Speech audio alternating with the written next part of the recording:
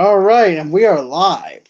So, hello, movie lovers. So today I actually have Quentin Bennett with me. We're going to be reviewing the one of my favorite parody films, Robin Hood Men in Tights. Say hello to everyone, Quentin. Hi everyone, this is Quentin Bennett from Severe Comics. We're going to talk about, what is it? Robin Hood Men in Tights.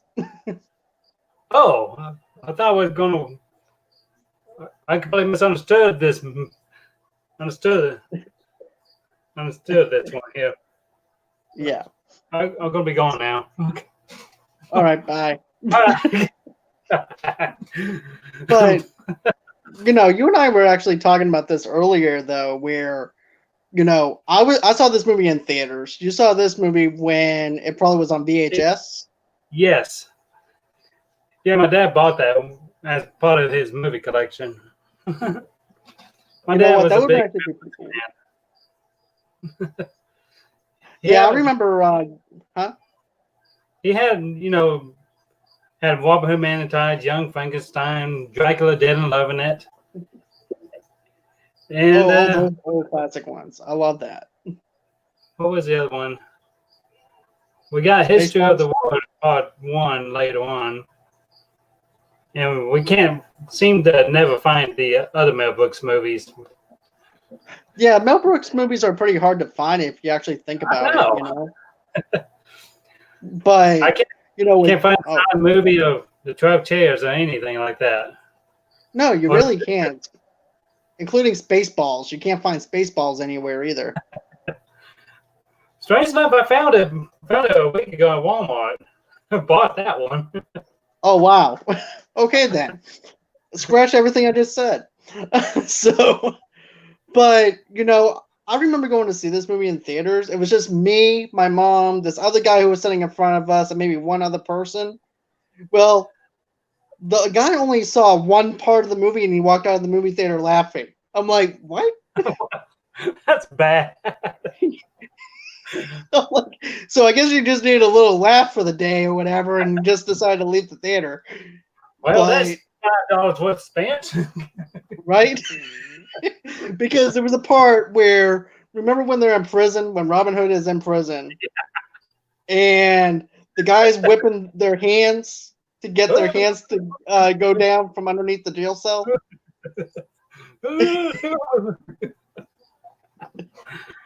I love that so much. They're whipping away. Right, and then after he walks off, they all start flipping him off. It was during that scene, the guy went on ahead and left out of the theater and started laughing. I'm like, dude, we're not even. I was thinking to myself, why is he walking out? I would have stayed if I laughed my ass off that much, to be honest with you. But I also like the very beginning. Whenever of course, every Robin Hood movie always starts off with the city burning or the town burning. Yeah, even Kevin Costner one had something like that. Right, and then remember at the beginning of this film, it started off the same way, and then the woman goes, "Oh, great, another Robin Hood movie where a city is burning." Why do they always have to do this whenever they do a Robin Hood film? And Right? it just with Mel Brooks. That made me laugh. Books. And then also too, also like whenever I forgot what was the spoof name that they actually have for the guy that was actually in prison with Robin Hood. I am a sneeze. Okay. I liked it whenever he said, "You gotta find my son. Achoo. Bless you." No. No, that's my son. He just got an picture. Dave Chappelle. You okay? Yeah, I'm fine, man. But yeah, another thing though too that I really have to say that I enjoyed about this film was the chemistry with all the actors and everything and stuff like that. I thought that was really good. Yeah, and stuff like that. Yeah, if you would have watched the behind the scenes, you would see them all having fun and everything. It's hilarious, especially with Mel Brooks just being a riot. It really is, if you actually think about it. Like, I remember they also did the Planet of the Apes thing whenever he goes out on the ship and everything, and he's over there just saying, damn you, and whenever he reaches land. And then as they go on ahead and he sees that his house is being taken away. By a wagon. The wagon made me laugh, and then you see Blinken sitting in there and using the bathroom and reading a Playboy magazine. And then he's just feeling it.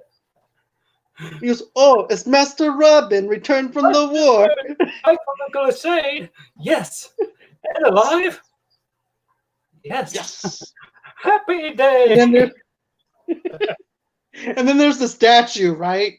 That's right next to him. He goes, "Master Robin, you lost your arms." Master Robin. And then all of a sudden starts reaching and failing. But you go some nice boobs. Blinken. Yeah, I'm right here. Oh. Okay. And then of course we have King Richard. That was actually funny in that movie as well. And then funny in that movie. I remember being in the joke with the cameras. Every book movie, they always play a joke on the cameras.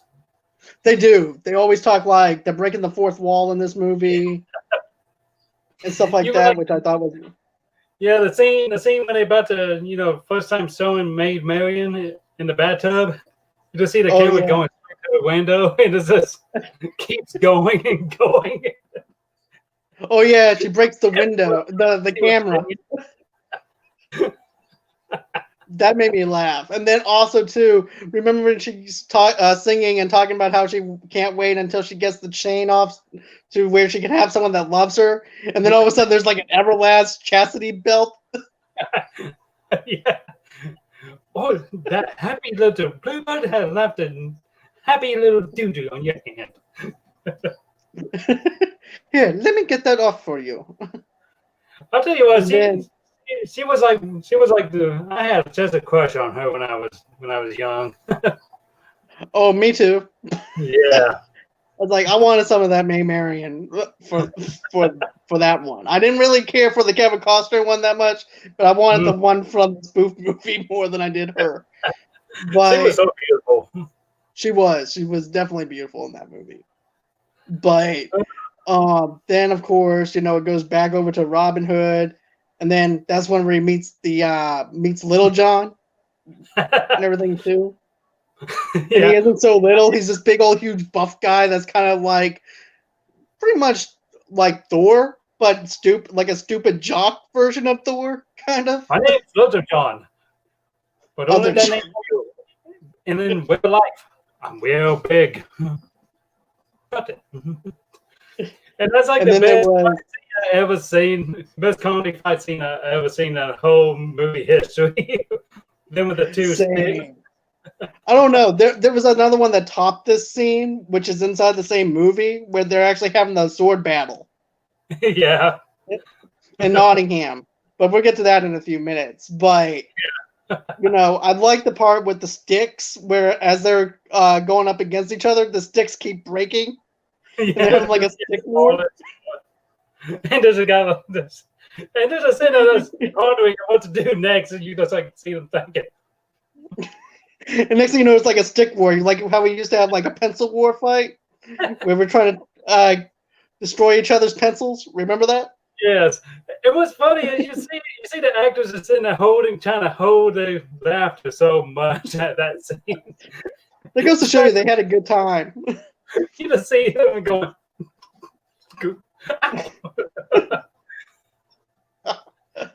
Then there was also Achu. Whenever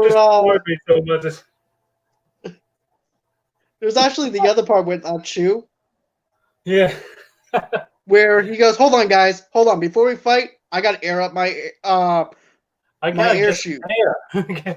I gotta get some air. I remember those shoes too, because I used to want to have a pair because I thought they would actually make me have air. But now I looked at it, I'm like, Now, in a 2020 context, I'm like, yeah, I don't blame my parents for not wanting to get me this stuff. Like, oh boy, I just like the part when they introduced the ship of Rottingham, and they say Rottingham, Nottingham. Rottingham. And he goes, remember, this is the day you met Sheriff of Rottingham. And then all of a sudden he talks him off his horse and makes him gallop all the way across back over to his castle. It's just how they introduce him in that movie that sells a whole movie of its all. Just over that boy's hand. Oh yeah, and then there was also I also want to talk about whenever they actually do get Achu, where Robin Hood does meet Achu with those other guards. He goes, Achu? He goes, bless you. No. And then also then of course the poor peasant boy. He goes, what are you? He goes, I'm just the boy that screams. Ah!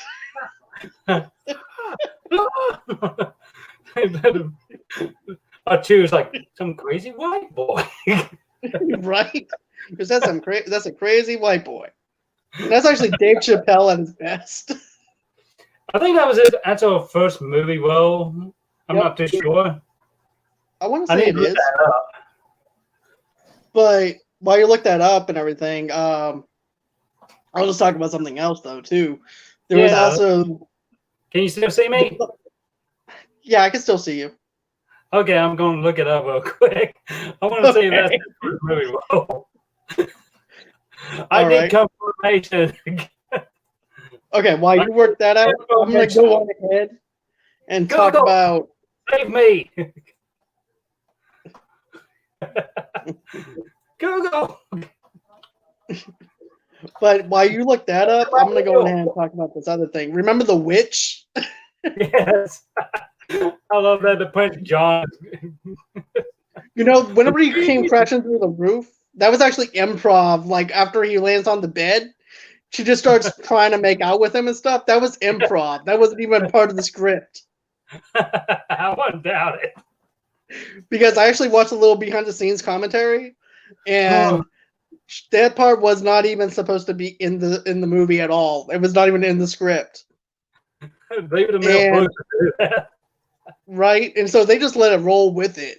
But I'm glad that they did, because I like also too the bellboard that she has, that little cutout board of Sheriff of Rottingham. How much she has a klepto. Let's see if we can get him drunk. Right. Real drunk. With a shot. That face. But I also like like I said, the party scene when he goes, what's the difference with you? Because unlike other Robin Hoods, I can talk with an English accent. Oh. And the scene, and this is the part that makes me laugh, is this the Sheriff Waddingham just going, saying all kind of crazy stuff and just keeping a straight face the whole time.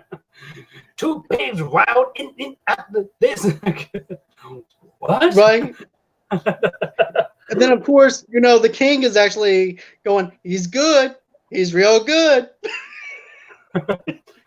Remember that? He goes, he's good. I gotta give him credit. He's good. You just hear that smacking noise when they're kissing her hand. Yeah. And the person that's actually watching over Miriam is like, okay, that's enough. That's enough. And then of course that's when the fight actually breaks out. No.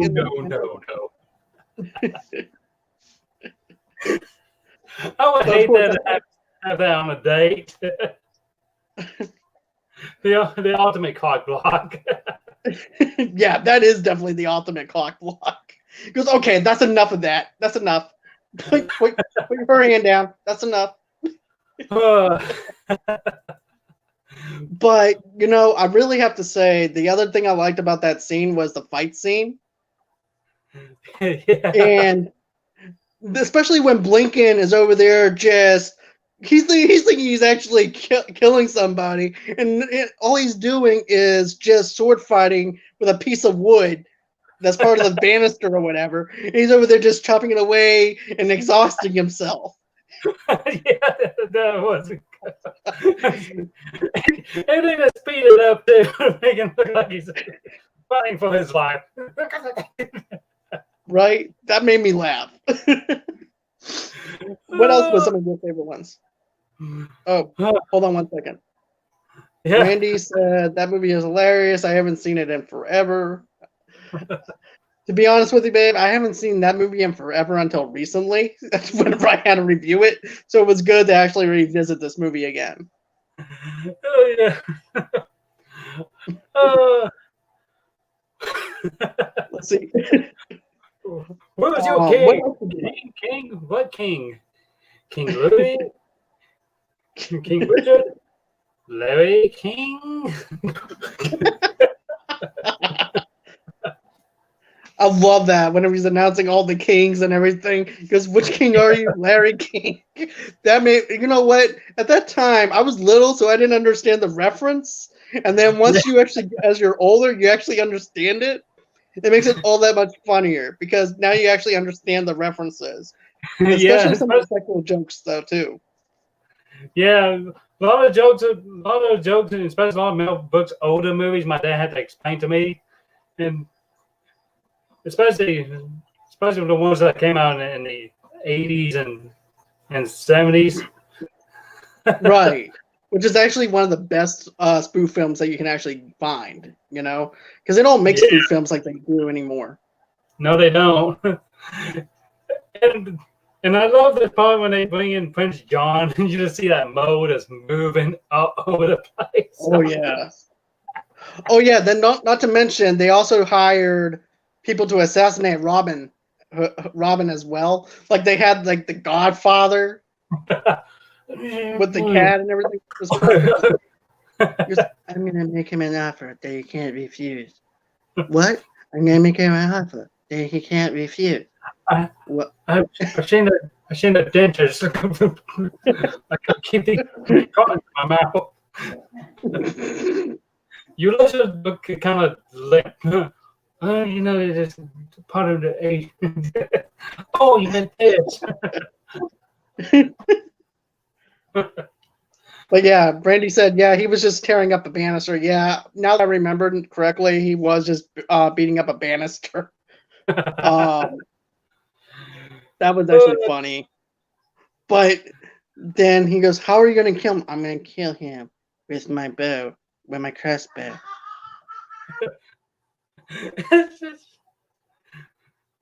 You got a guy with no tongue. He's like, do this. Huh, you can't do it.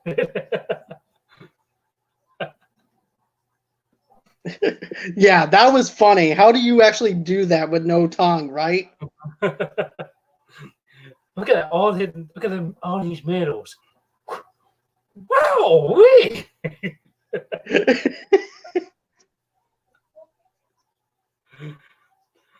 But tell me about some of your other stuff that you liked about it. I love the part when they did the best fourth wall breaking in history. Is when Robin Hood lost a contest. Oh yeah, he goes, wait, I'm not supposed to lose. And he gets out the script, and then everybody else gets out the Robin Hood Men in Tights script. Yeah. He goes, wait, he's not supposed to lose? And then Rottingham was like, damn, he's not supposed to lose.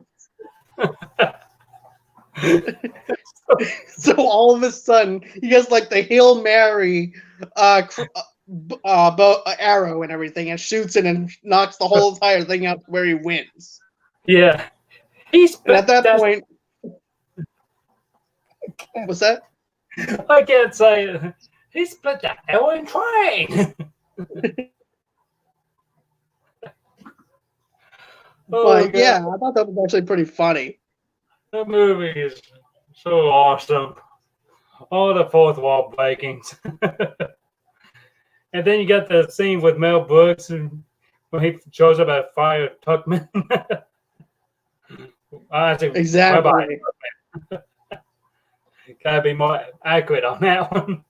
No, there's also that other part with the shadows with Miriam and everything too on Robin Hood. They're singing, "My love is gone and you're so beautiful." And you got the background guy go, "Ooh." He made Marion going, "Ooh." Right, and then everybody's eating popcorn though while they're watching everything like it's a big movie. Yeah, we're totally popcorn has to get on the cob. And they're just eating it and everything, enjoying it. And then all of a sudden they try to kiss, and then all of a sudden they're like Robin Hood or something and jerks the thing off. Robin Hood's sword was in the shadow, so when he got an angle, the sword was like sticking upwards, and they like, yeah.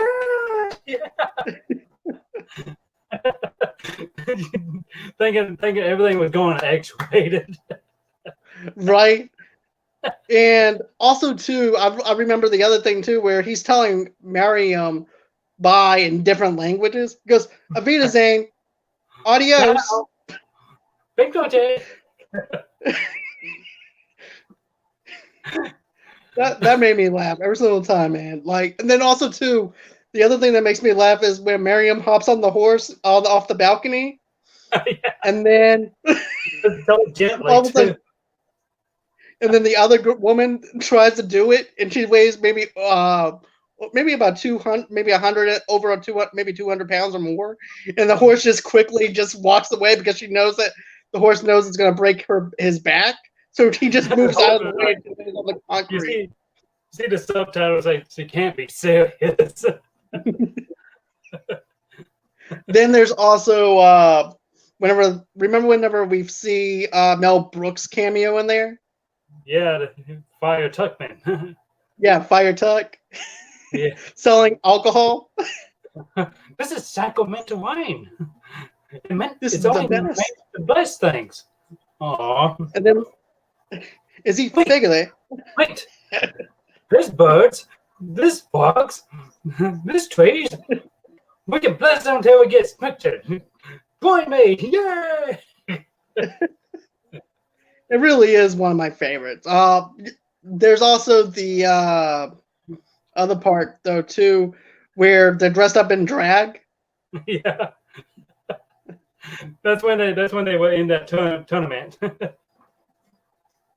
Oh, the kiss from the father of the king was extremely inappropriate but funny.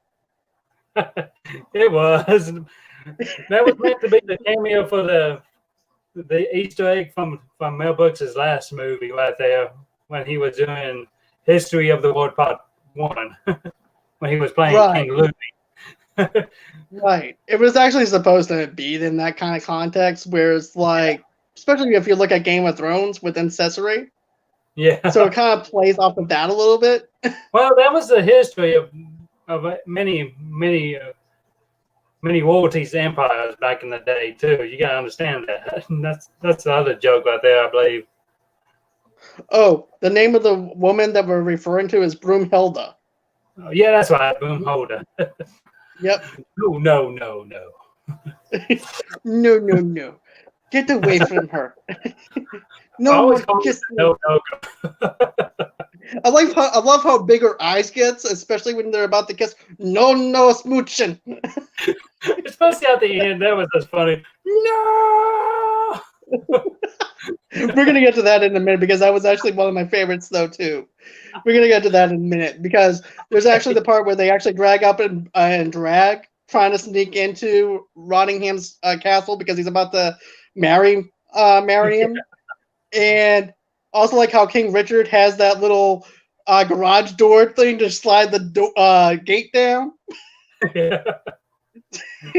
It's like doop doop. Then God. of course I love King John. I do too. King John was my favorite. And then, my other thing though, having so much blow into the hot tub. Guys, I Lincoln, need your boob is on wrong. Your boob is broken. What about now?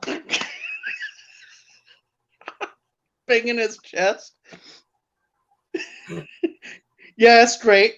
But it's not even straight. It's like doing a Tetris move. That bloody mole just keeps moving off with his face and just still not him. I have to point it out. Is it just me? Why'd you mow on the other side? I have a mole.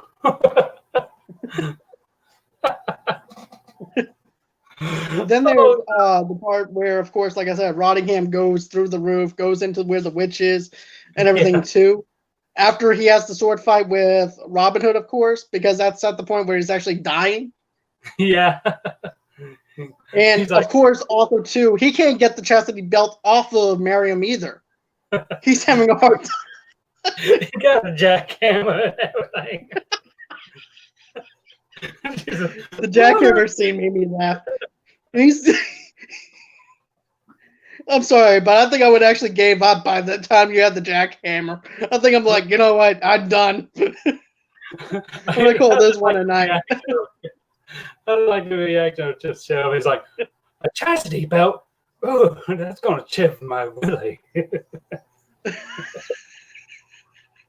And then, of course, he winds up in the witch's place and everything. And she goes, I got the antidote to actually heal you, but you have to marry me. Will you marry me? Yes, I'll marry you. I'll marry you. I don't want to die. Oh, hold on. It was like this. All right, just give me.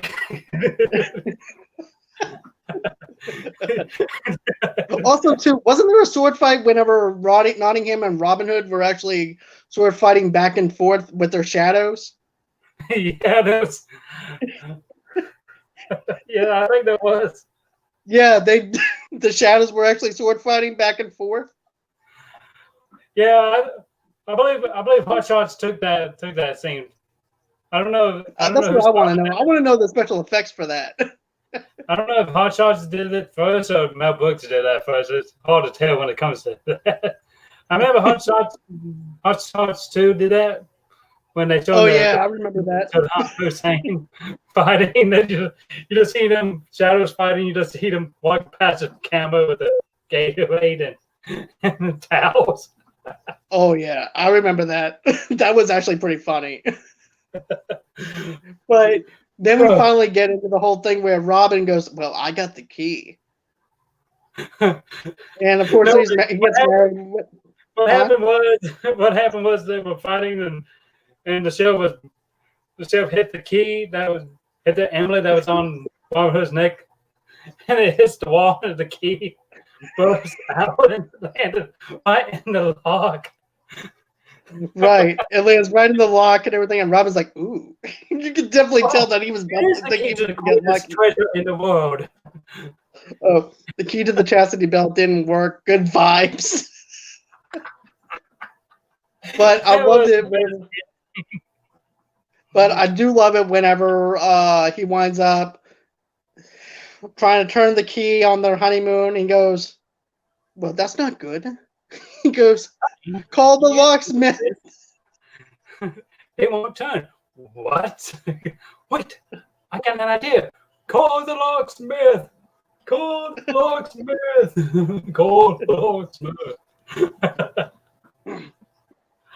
I would like to actually see what the locksmith actually brought to try and break the lock.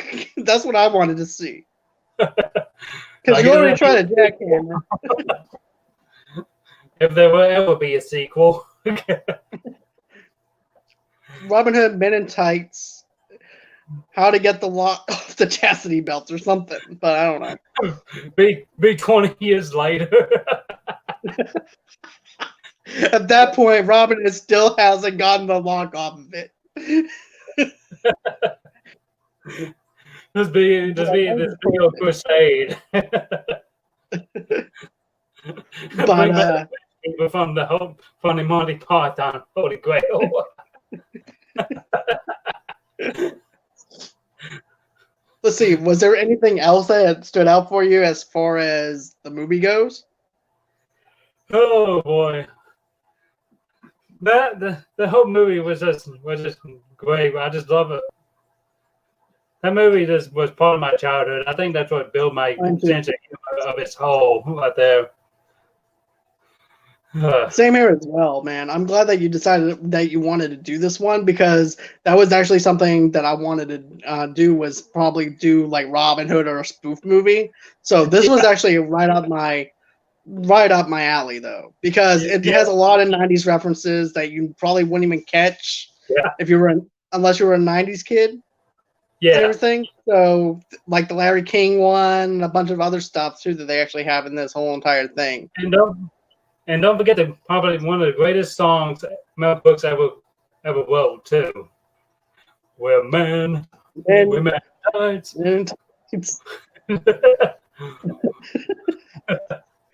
I loved how they had their own theme song for that. Like and then Blinken over there punching the other people though too. The other men that are in Men in Tights. He's over there punching them, and then he had then a matter of fact, the other character Chu actually has to turn him around to where he's not hitting anybody. Yeah, just hold him. Oh, there is another scene that made me laugh though. Remember when he falls out of the treehouse? He goes, "I can see," and then all of a sudden, it's a miracle, and boom, he bangs into a tree. Goes, "Oh, never mind."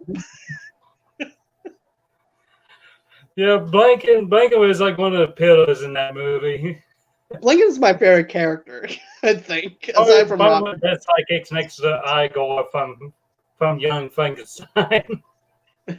Most definitely. But I do. Let's just talk about Mel Brooks for a minute, as far as things go, because I definitely love Dracula Dead and Loving It as well. Yeah, that was my other favorite spoof movie that he did. That movie is very underrated as a Mel Brooks movie. Nobody ever talks about it, you know? Yeah. And I think one of my favorite parts in that whole entire movie was when Leslie Nielsen is over there watching Renfield's blood come out of his finger, and he's over there. Right. Renfield, you idiot. I'm scheduled to meet Count Dracula. Dracula.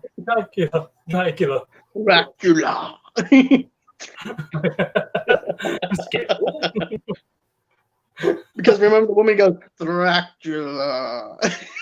Like that. And then there's also the other part, though, when Renfield goes back into the psychiatric place, and he goes and says, he winds up saying, no, I didn't see anything, after he ends up lifting the girl's dress. He goes, no, I didn't see anything. Lock him in his room and give him an enema. I don't want the enema. And then it was this. He said, lock him up and give him an enema. No, give him an enema first. Then lock him. And then he goes, I didn't see anything. I saw everything.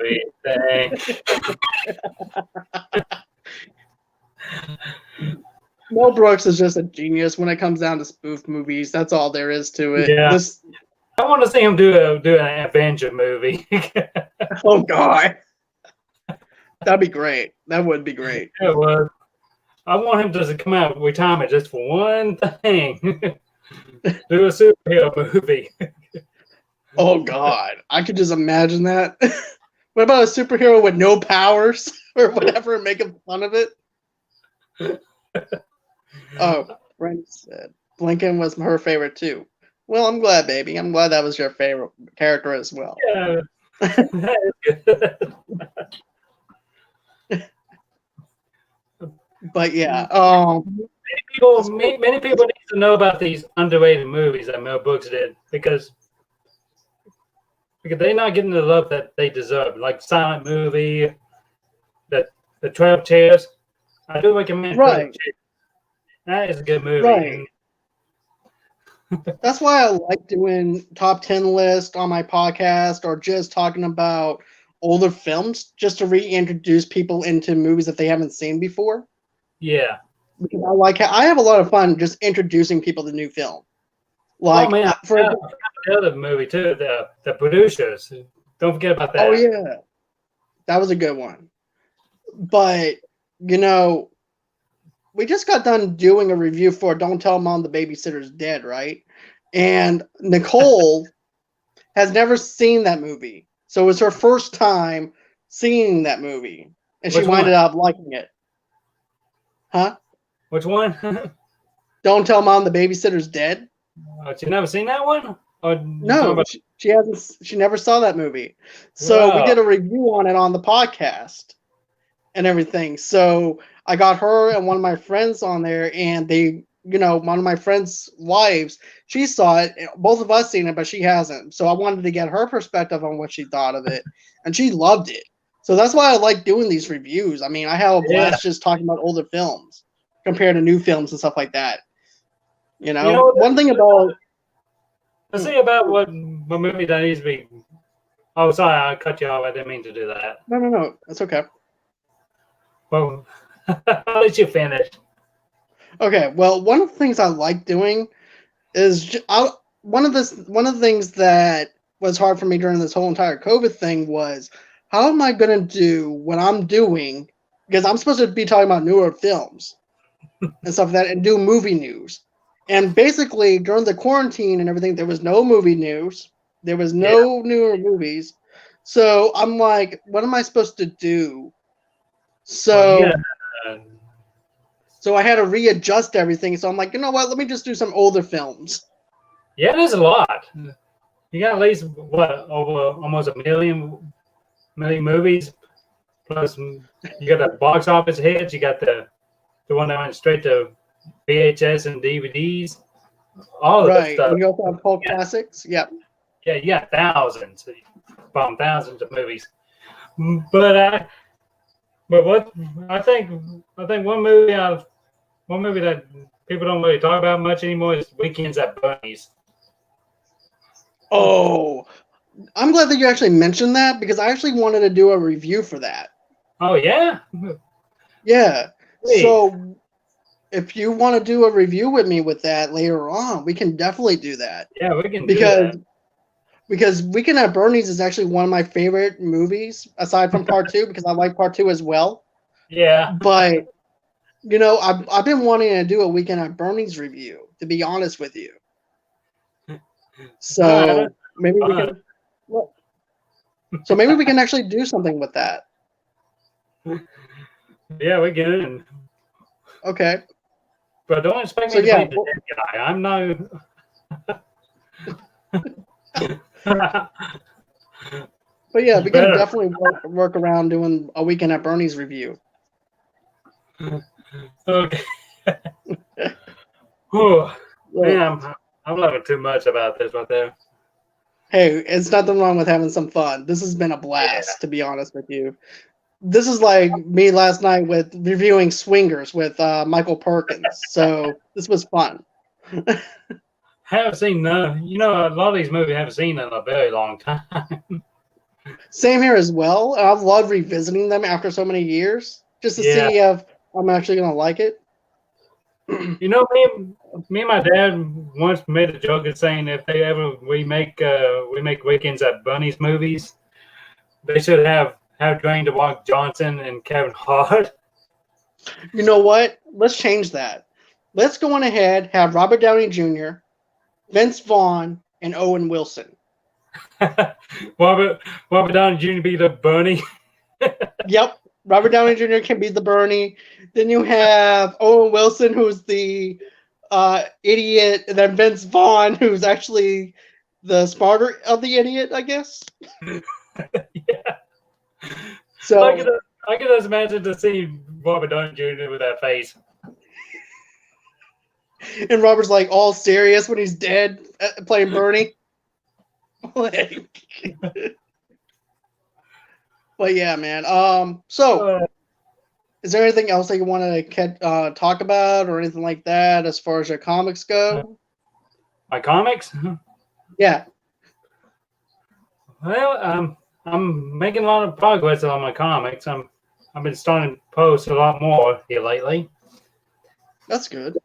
and I'm about to introduce some new characters pretty soon on the Severe Terror series. Okay. I think many people are gonna like it. You know you heard about the Black Terror, right? Yeah.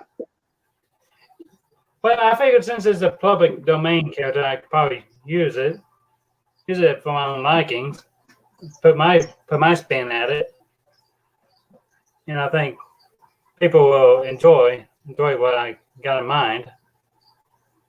Okay. I like Because that, man.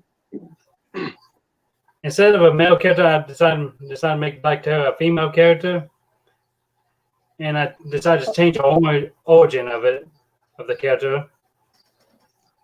I'm gonna make her a detective that gets murdered in the back alleyways, and it turns out that murder spot was the other female characters get murdered, and the souls decide all four souls decide to converge together and create the main character of the series called Black Terror, and he constantly fighting and control for soul and body, so the other souls won't try to control her. Okay. I definitely love that idea of something that can't control or something at B or and stuff like that. I definitely like that, how you're playing off of that. So that would actually be pretty cool. So where can everybody follow you at? Everyone can follow me at Severe Comics on Facebook, or you can go to my website www.severecomics.com. You can read all my comics for $1 a month, or you can read with new content popping up every single month, new pages, everything. Awesome. And Matter of fact, I might actually subscribe. Issues for free. Sorry. No. Go on. Keep on pushing out some of the stuff that you're pushing out. and I really do hope y'all enjoy my work and help our website become even more severe. Even more severe than last time it was severe. Yes. Let's see. Brandy said something. Let's see. She said that she loves Weekend at Bernie's, and then it's definitely going to be a live review that we're going to do for the Weekend at Bernie's review. Oh yeah, I can't wait for next week for this. Me either. We'll definitely do this next week. I'm excited to do this. So yeah. Let's see here. So as everybody knows, you guys can go on ahead and follow me. Hold on one second. I'm actually one of the funniest movies I've ever seen is My Blue Heaven. Have y'all heard of it? Steve Martin reference. That is a classic one. Lady. Lassie. She's really good at picking certain movies that I have never heard of or I haven't seen in a while. So she's very good at picking out certain ones for me to check out. Oh, you need to check that out.